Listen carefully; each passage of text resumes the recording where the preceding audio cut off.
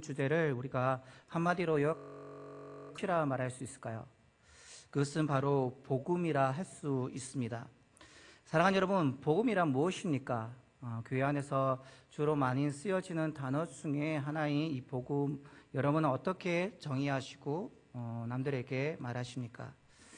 복음이란 참 단순하고 쉬우면서도 조금 복잡한 자신의 말로 고백하기란 쉽지 않은 그런 단어가 아닐까 생각되어집니다. 알면 쉬운데 모르면 얘기하기 어려운 부분이 바로 복음이 아닐까 생각되어집니다. 예수 그리스도를 믿음으로 말미암아 죄사함 받고 의롭게 되어 하나님의 자녀가 된다라는 가장 복된 소식이 바로 복음입니다. 바울은 바로 이 복음을 위하여 로마서를 썼습니다. 그래서 로마서 서론에 해당하는, 우리는 읽지 않았지만 1절부터 17절까지 이 짧은 절 속에 바울은 복음이라는 단어를 무려 7회나 반복해서 언급하고 있습니다. 그만큼 중요하다는 것이죠. 그래서 바울은 14절에서 자신은 바로 그 복음의 빚진 자라고 설명하고 있습니다. 사실 바울은 어떤 사람이었습니까? 복음 그 자체이신 예수님을 만나기 전에는 한때 그리스도인들을 박해하고 잡아서 죽였던 그런 사람이었습니다. 그런데 하나님께서 그를 용서하시고 오히려 주님의 제자로 삼으셨습니다. 바울은 하나님의 한량없는 그 엄청난 긍휼과 은혜를 받은 것입니다. 그가 다메섹 도상에서 부활하신 주님을 만나서 이 사실을 깨달았을 때 그는 자신이 엄청난 빚을 진 존재라는 사실을 깨닫게 되었습니다. 그때부터 그의 삶은 완전히 바뀌었습니다. 죽을 때까지 이 다 갚을 수 없는 엄청난 사랑과 은혜의 빚을 진 자가 되었습니다. 그래서 그는 주님 앞에 서는 그날까지 이 복음을 전하는 사명을 다하였던 것입니다. 그래서 그는 오늘 본문 15절에 이렇게 고백하고 있습니다. 그러므로 나는 할 수 있는 대로 로마에 있는 너희에게도 복음 전하기를 원하노라 라고 말하고 있습니다. 그런데 여러분, 이 구절에서 좀 이상한 부분이 있습니다. 무엇입니까? 이상하지 않습니까? 지금 바울이 복음을 전하고자 하는 대상이 누구입니까? 누구를 대상으로 복음을 전하겠다라고 하고 있습니까? 그들은 이미 복음을 받아들이고 교회 공동체를 이루고 있는 믿는 자들의 무리입니다. 그런데 바울은 그들에게 복음을 전하겠다라고 얘기하고 있습니다. 우리가 상식적으로 이제 생각해 볼 때 복음을 전한다 할 때 복음은 주로 누구에게 전하는 것입니까? 주로 안 믿는 사람을 대상으로 우리는 복음을 전하게 됩니다. 그런데 바울은 로마에 있는 너희에게, 교인들에게 복음을 전하기를 원한다라고 말하고 있습니다. 그렇다면 왜 바울은 복음이란 안 믿는 사람들을 대상으로 전해야 한다는 이 상식을 넘어서 로마에 있는 교인들에게 복음을 전하기를 원하였을까요? 우리가 이 문제에 대해서 대답하기 위해서는 먼저 로마에 있는 너희에 대한 이해가 좀 필요합니다. 어떤 사람이었는지 살펴볼 필요가 있습니다. 그들이 어떤 사람이었는가 하는 것은 6절과 7절의 말씀을 통해서 알 수 있습니다. 거기에 보면 로마의 교회 성도들에 대한 명칭이 세 가지를 통해서 정리된 것을 보게 됩니다. 먼저 바울은 로마에 있는 너희를 가리켜 예수 그리스도의 것으로 부르심을 입은 자들이라고 말하고 있습니다. 그들은 예수님의 소유된 백성입니다. 그들은 예수 그리스도께서 피로 값주고 사신 바된 그리스도의 것입니다. 이전에는 세상의 것인지는 모르겠지만 이제는 예수 그리스도로 구원받은 하나님의 자녀된 그들에게 예수님의 것이라고 말하고 있는 것이죠. 그 다음에 바울은 계속해서 말하고 있는 로마에 있는 너희는요, 하나님의 사랑을 입은 자들이라고 말하고 있습니다. 하나님께서는 죄와 사망 가운데 영원히 죽을 수밖에 없는 죄인된 우리를 살리시기 위해서 그 아들 예수 그리스도를 십자가에 못 박으셨습니다. 로마에 있는 너희는 바로 이 놀라운 하나님의 사랑을 입은 자들이라고 말하고 있습니다. 뿐만 아니라 바울은 세 번째로 7절에서 로마에 있는 너희를 향해서 성도로 부르심을 입은 자라고 말하고 있습니다. 사랑하는 여러분, 성도란 무엇입니까? 성도는 무엇을 의미하죠? 교회에 처음 나오면 부르는 그냥 부르기 쉬운 용어가 성도인 것입니까?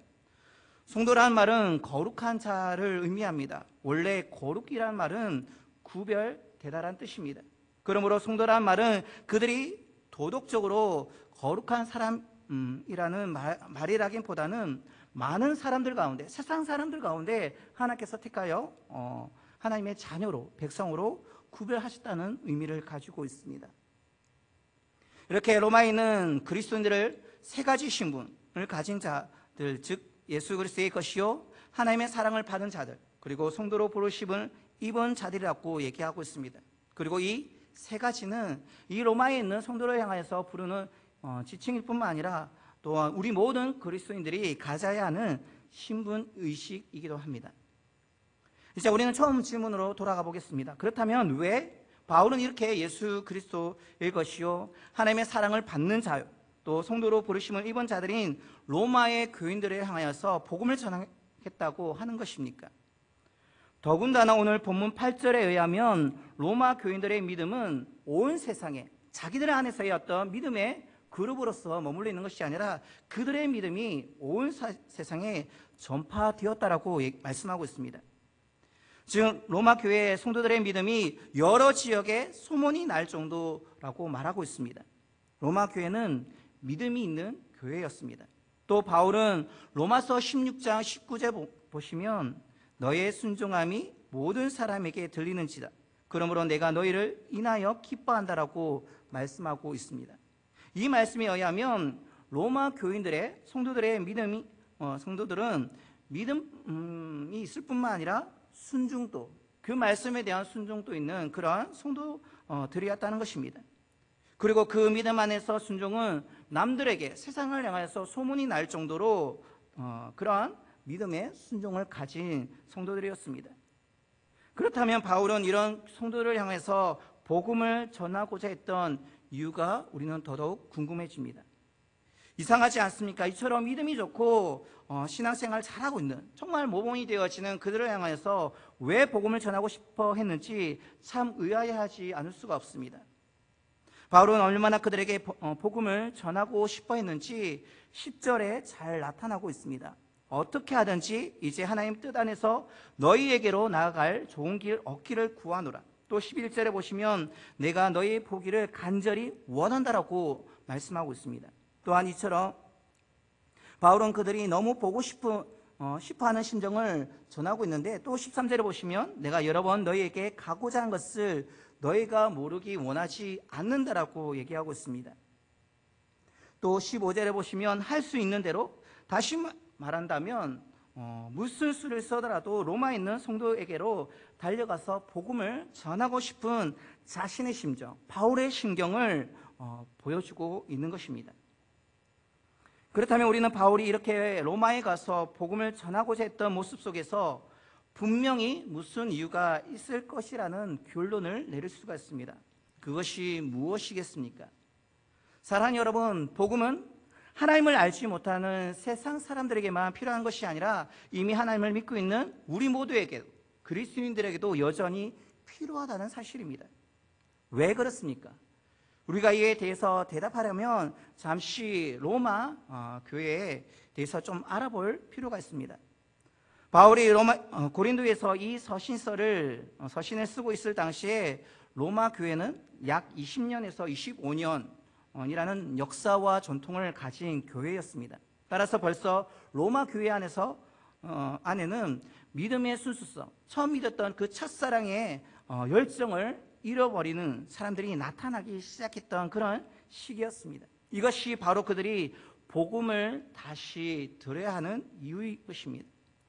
게다가 로마 교회는 유대인들과 이방인들로 이제 구성되어 있습니다. 섞여 있었기 때문에 이 둘 사이에 복잡한 문제가 하나 놓여 있었습니다. 그것이 무엇이냐니까 로마 교회 교인들 가운데 이방인들이 구원받으려고 한다면 믿음뿐만 아니라 예수 그리스도에 대한 믿음뿐만 아니라 율법을 지켜야 한다라는 그런 주장을 하는 사람들이 생겨나기 시작했던 것입니다. 그들은 율법을 지킴을 구원의 필수 조건으로 내세웠습니다. 이것이 바로 바울이 로마 교회 그들을 향하여서 다시 복음을 들어야 하는 두 번째 이유로 말씀하고 있습니다. 더욱이 세 번째로 그 당시 로마는 온갖 제약을 다 모아놓은 그런 도시였습니다. 세계적인 그런 제국의 도시였기 때문에 온갖 제약이 난무한 곳이 바로 로마였습니다. 우상을 섬기고 동성애를 하면서 성적으로 물러나고 타락이 극에 달했었고, 그러면서도 정치적으로는 전 세계를 지배하는 교만한 도시, 그것이 바로 로마였습니다. 그래서 하나님을 알지 아니하고 온갖 제약의 불꽃들이 넘실대는 도시가 바로 로마였습니다.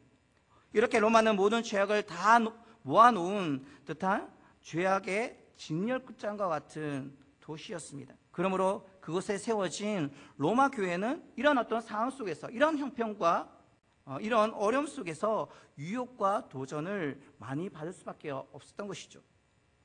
따라서 비록 로마 교회는 세워진 지 25년이나 되었고 그 믿음과 순종이 소문난 교회였지만 외적으로는 많은 어려움이 있었고 유혹이 있었습니다. 도전이 있었습니다. 그리고 내적으로는 믿음과 율법의 관계로 인한 갈등, 그리고 첫사랑의 감격과 열정을 잃어버리는 문제 등 로마 교회 교인들 가운데 이런저런 문제로 갈등을 겪고 그 믿음이 흔들리고 있었기 때문에 바울이 복음을 전하고자 했던 것입니다. 이제 바울은 이런 문제로 말미암아 그 믿음이 흔들리고 있는 로마 교회 성도들을 향해서 다시 한번 견고하게 그들의 믿음을 세워주기 위해서 그들에게 신령한 은사를 나누어 주기를 원했습니다. 사랑하는 여러분, 여기서 신령한 은사는 특별한 우리가 생각하는 그런 은사가 아닙니다. 바로 복음을 의미합니다. 다시 말해 바울은 복음을 통해서 그들에게 처음 예수 만나서 느꼈던 구원의 감격과 신앙의 열정을 회복하기 원했던 것입니다. 그래서 그들의 믿음이 어떤 환난과 어려움 속에, 그 로마라는 환경 속에서 주어지는 도전과 유혹 속에 견고히 세워지기를 원했던 것이죠. 이것이 바울이 로마서를 쓰게 된 중요한 동기들 중 하나인 것입니다. 예수 그리스도의 것으로 부름받고 하나님의 사랑을 받는 성도 여러분, 그렇다면 로마가 그렇다고 한다면 로마로서 끝나는 것이 아니라 이제 우리는 어떻습니까? 오늘 우리에게는 이 복음이 다시 필요하지 않습니까? 로마 교회 성도들에게 이 복음이 다시 들려져야 했듯이 오늘 우리에게도 동일하게 이 복음이 다시 들려져야 한다는 사실입니다. 우리가 복음을 다시 들으면 어떤 일이 일어날까요? 로마서 1장에서 우리가 발견할 수 있는 중요한 사실이 있습니다. 그것은 복음을 다시 들으면 구원의 간격이 회복되어지고 지속되어진다는 사실입니다. 그러면 구원의 간격이란 무엇입니까? 구원의 간격이 무엇이기에 그 복음을 다시 들어야만 한 것입니까? 구원의 간격이란 구원을 주신 하나님께 대한 감사요, 구원받은 자로서의 기쁨인 것입니다. 이 감사와 기쁨을 한데 묶어서 우리는 구원의 간격이라고 부릅니다. 이것은 예수님을 알지 못했던 사람들이 처음으로 은혜를 체험했을 때 느끼는 감정과 흡사합니다. 머리로만 신앙생활하다가 하나님의 은혜를 받고 새 사람으로 거듭났을 때 갑자기 가슴속에 밀려오는 그런 벅찬 기쁨을 의미하는 것입니다. 오랫동안 교회는 다녔으나 영적으로 메말라 있던 사람이 주께서 부어주시는 한량없는 그 은혜 가운데 느끼는 회복되어지는 기쁨일 것입니다. 정도의 차이는 있을지언정 구원받은 감격, 즉 하나님께 대한 감사와 기쁨은 복음을 다시 듣고 또 들을 때 우리의 영혼의 샘에서 끊임없이 솟아오르는 생수가 된다는 사실입니다. 어떤 사람은 예수 믿으면서 그 은혜를, 그 감격을 잊지 못해서 계속적으로 이어가시는 분들이 있습니다. 그분들은 너무 대단하신 것 같아요. 전에 누군가에게 그런 얘기를 했습니다. 그 목사 안수를 받으면서, 강도사 인허를 받으면서 설교하시는 목사님들의 그 설교 정말 은혜가 되어서 저 말씀 붙들고 정말 강도사로서 목사로서 사역해야지 하는 그 마음의 열정들이 있었는데 시간이 지나니까요 그 말씀이 기억이 나지 않는 거예요. 담임 목사님께서는 한 번씩 어렸을 때 하나님께 받은 말씀이라고 하시면서 말씀을 종종 하시지 않습니까? 분명 나에게도 그런 말씀이 있고 그런 은혜가 분명히 있을 텐데 기억이 나지 않는 거예요. 기억이 나지 않는. 그렇지만 다시 복음이 들려질 때, 그 말씀을 듣게 되어질 때 우리 안에서 메말랐던 우리 마음 가운데 하나님의 은혜가 다시 회복될 줄 믿습니다. 그런데 그렇게 은혜를 지속하면서 간직하는 사람이 있는 반면에 너무 쉽게 흘려버리는 경우가 있습니다. 그래서 그런 영성을 이런 말로 표현하기도 합니다. 수련의 영성이라고. 수련에 가서는 정말 간절히 부르짖으면서 은혜 충만한 모습이지만 벗어나서는 똑같은 일상 가운데로 돌아오는 그런 어떤 모습을 보고 그는 단순히 수련의 영성이라고 하는, 갑자기 받아서 갑자기 흘려보내는 그런 모습이 있는 것입니다. 그 은혜를 너무 쉽게 잃어버리고 맥없이 식어버리고 맙니다. 구원의 간격을 지속하기란 생각보다 그렇게 쉽지는 않습니다. 우리가 다 연약한 육신을 입고 있기에 구원의 간격에 대해서 경험적으로 알고 있는 사실이 있습니다. 몇 가지 있습니다. 그것이 무엇이냐면 복음을 깨닫지 못하면 그것을 알 수 없다는 사실입니다. 내가 뭔가 열심히 해서 구원의 간격을 누리는 것이 아니라 복음으로 말미암아 예수 그리스도 그 십자가의 은혜로 말미암아 깨닫게 되어진 것이 바로 구원의 간격인 것이죠. 오래 가면 쉽기 쉬운 것이 또 하나입니다. 그리고 죄를 범하든지 영적으로 병들게 되어지면 그것이 사라진다는 것입니다. 그것을 붙들고 오랫동안 간직하고자 하지만 우리가 죄를 범하든지 영적으로 피폐하고 나약해지게 되어지면 그렇게 붙들고 있는 그 간격이 어느샌가 사라지고 만다는 것입니다. 사랑하는 여러분, 이 세 가지 중 어떤 상황에 여러분은 해당된다고 생각하십니까? 사랑하는 여러분, 그렇지만 우리는 걱정할 필요가 없습니다. 우리가 겸손하게 마음을 열고 다시 복음을 듣게 되어지면, 반복해서 그것을 듣게 되어지면 다시 하나님의 은혜가 우리 가운데 부어진다는 사실입니다. 우리 모두가 복음을 다시 들어야 한다는 말을 듣고도 아직 그것이 무엇인지를 잘 이해하지 못하는 경우가 있습니다. 어리둥절한 사람이 있을 것입니다. 사랑하는 여러분, 복음을 듣는다는 말은 예수 그리스도에 대한 메시지를 계속 듣는다는 말이 되고, 배운다는 말도 되고, 깨닫는 말도 됩니다. 그리고 묵상하는 말도 되고, 또 메시지가 주는 은혜 안에 거한다는 말도 되는 것입니다.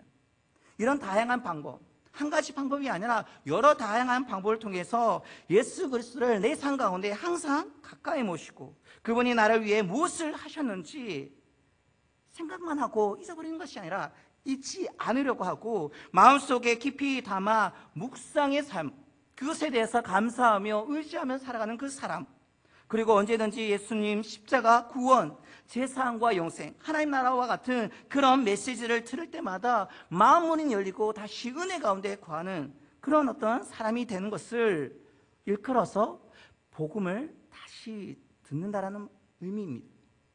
이와 같이 하나님이 행하신 위대한 일들을 우리가 복음을 다시 듣게 되어지면 믿음이 생기게 되어집니다. 또 믿음이 든든해지면 이어서 구원의 간격이 우리에게 찾아오게 됩니다. 의심하던 사람의 믿음이 확고히 서면 그에게 구원의 기쁨이 찾아옵니다. 진리를 깨닫지 못한 사람이 진리를 깨닫고 믿음이 강해지면 그에게 세상이 줄 수도 없고 알 수 없는 그런 어떤 기쁨이 찾아오는 것입니다.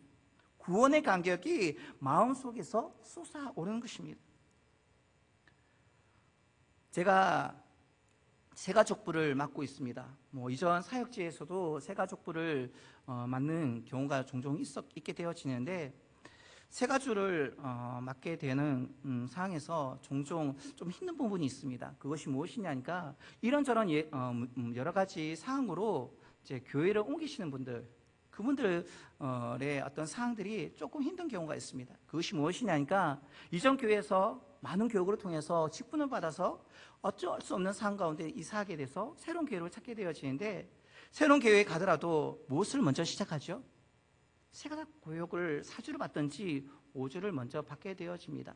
그렇게 되어지면 내가 지금까지 열심히 신앙으로 싸워왔던 그 모든 것이 아무것도 아닌 것처럼 생각되어지는 그 마음 때문에 불편하고 힘든 그런 분들이 종종 있습니다. 그런 것을 토로하면서 목사님 그냥 넘어가면 안 될까요? 라고 저에게 묻는 그런 분들이 있습니다. 그런데 처음에는 쉽지 않지만 한 주, 두 주, 세 주 정말 기초와 같은 그 복음을 다시 듣게 되었을 때 그분들이 처음 만났던 그 주님이 나를 사랑하셔서 나를 불러주시고 내게 주신 그 은혜를 다시 기억하면서 누리는 은혜가 있는 것입니다.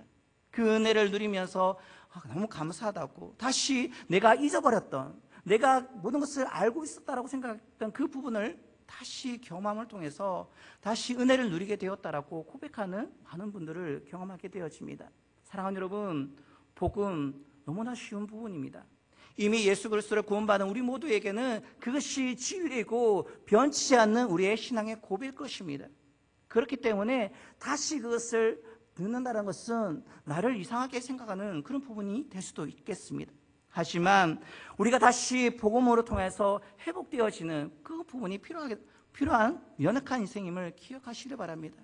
늘 우리가 믿음 가운데 서 있는 것이 아니라 늘 넘어지고 깨어지고 죄악 가운데 몸부림치는 우리의 연약한 모습이 분명히 있다는 사실을 기억하시며 다시 복음 앞에, 다시 그 말씀 앞에 나를 세우고 하나님의 주신 은혜로 회복되어지기를 소망합니다. 사랑하는 여러분, 로마 교회가 복음을 다시 들어야만 했던 것처럼 소문난 그 믿음이 있고 순종함으로 통해서 많은 사람에게 덕이 되어지고 은혜를 끼쳤던 그 로마 교회가 다시 복음을 들어야 했던 것처럼 우리도 다시 복음을 들어야 합니다. 구원함을 위해서가 우리가 복음을 듣는 것이 아니라 다시 구원의 간격의 회복과 은혜를 위해서 우리는 다시 복음을 들어야만 하는 것입니다.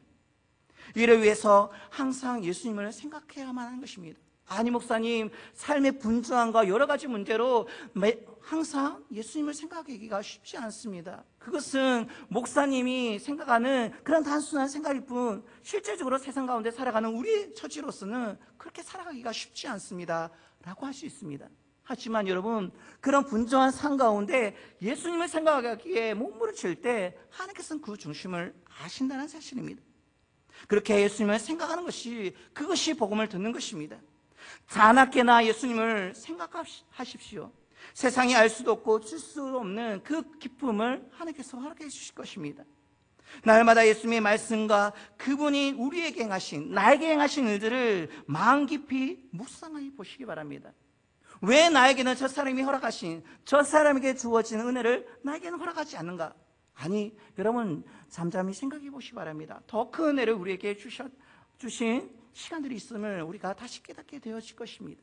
그렇게 예수님을 생각하시면서 말씀을 생각하시고 우리에게 행하신 하나님의 그 놀라운 일들을 생각할 때 그것이 바로 말씀을 묵상하는 것입니다. 나를 위해서 죽으신 예수님을 걸으면서 묵상하고, 바빠서 정신없을 때도 묵상하고, 피곤하여 세상 살 맛이 없을 때도 묵상하고, 남 모르는 고통을 안고 잠 못 이루는 밤을 겪을 때에도 예수님을 생각하시기 바랍니다. 그분은 누구십니까? 나를 위해서 자신의 몸을 기꺼이 내어놓으신 우리의 주님이 아니십니까? 그것이 바로 복음을 다시 듣는 것입니다. 그러면 죄사함을 받은 놀라운 평안이 우리 안에 스며들 것입니다. 그렇게 평안을 원해서 세상의 온갖 방법을 그렇게 찾아다녔던 그 평안이 주님의 복음을 듣게 되었을 때 그 평안이 우리 마음 가운데 임하게 되는 것이죠. 하나님의 자녀가 되었다는 이 특권 의식을 절대로 잊지 마시기 바랍니다. 그러면 어떤 상황에서도 우리가 초라해지지 않을 수 있을 것입니다. 염려와 근심 많은 이 세상을 향해서 눈을 돌리지 마시고 할 수 있는 대로 믿음의 눈을 들어서 주님을 바라보시기 바랍니다. 그러면 하나님께서 우리에게 표현할 수 없는 그 소망을 우리 마음 가운데 깊이 채워주실 것입니다. 예전에 우리 믿음의 선지인들, 선배들이 하던 이야기가 있습니다. 주 예수보다 좋은 것 없다라는, 구원받는 것보다 더 귀한 것이 없다라는 그 믿음의 간증과 고백이 단순히 그분들만의 고백이 아니라 우리의 고백이 되었으면 좋겠습니다. 주 예수보다 더 좋은 것 없네, 구원받는 것보다 더 즐거움과 기쁨이 내 삶 가운데 없다라는 이 고백이 우리의 진정한 고백이 되어짐을 통해서 하나님의 주신 은혜 가운데, 믿음 가운데 살아갈 수 있는 저와 여러분 되시기를 주님의 이름으로 축원드립니다. 사랑의 주님, 오늘 로마서의 말씀을 통해서 우리가 잊고 있었던 복음을 다시 일깨워 주심을 아버지 감사드립니다. 하나님, 이미 구원받은 자로서 다시 복음을 들을 필요가 있느냐는 생각이 우리 마음 가운데 자리 잡고 있지만, 하나님, 우리는 연약한 인생임을 기억하게 하시고 여전히 복음을 들어야만 하는 주의님을 깨닫게 하여 주셔서 그 복음 앞에 다시 우리 자신을 세울 수 있는 아버지, 저희들의 심령이 되게 하여 주시옵소서. 그렇게 주님을 날마다 묵상하고 생각함을 통하여서 구원의 기쁨과 감격을 회복하게 하셔서 매일의 삶 가운데 주님과 동행하는 저희들이 되게 하여 주시옵소서. 할 수 없다고, 되지 않는다고 절망하며 낙심 가운데 그렇게 살아가는 인생이 되지 아니하도록 하시고, 주의 도우신 가운데 오늘을 힘있게 살아갈 수 있는, 주님의 주신 기쁨과 감사 가운데 넘치는 은혜 가운데 살아갈 수 있는 우리 모두가 될 수 있도록 주여 축복하여 주시옵소서. 그것을 나만 누리는 것이 아니라 필요로 하는 영혼들에게 나누며 그 기쁨을 나눌 수 있는 우리 모두가 되게 하여 주시옵소서. 내가 만난 주님, 나의 삶 가운데 역사하시는 그 주님을 너 또한 만나보라고 고백할 수 있는 우리의 삶의 기쁨과 은혜가 넘치는 저희들의 삶이 될수록 주여 축복하여 주시옵소서.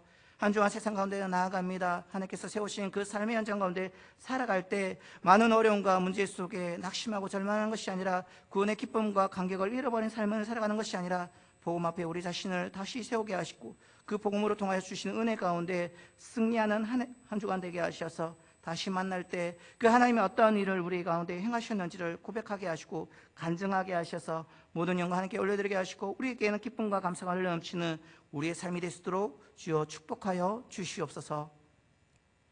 지금은 예수 그리스도의 십자가의 놀라운 은혜와 하나님의 말로 다할 수 없는 크신 사랑과 성령님의 위로 교통 충만 역사하심이 매일의 삶 가운데 다시 듣는 복음으로 구원의 감격을 회복하여 온전한 그리스도인으로 살아가기를 다짐하는 모든 사랑하는 장전의 성도들의 머리 위에와 이 시간에도 한 영혼의 구원을 위해 씨름하는 낙도오지 농어촌의 목회자님들과 그 가정 위에 어려움을 기회 삼아 다시 도약하고자 준비하시는 열방의 선교사님들과 그 가정 위에 지금으로부터 영원까지 함께 하시기를 우리 구주 예수 그리스도의 이름으로 축원하옵나이다.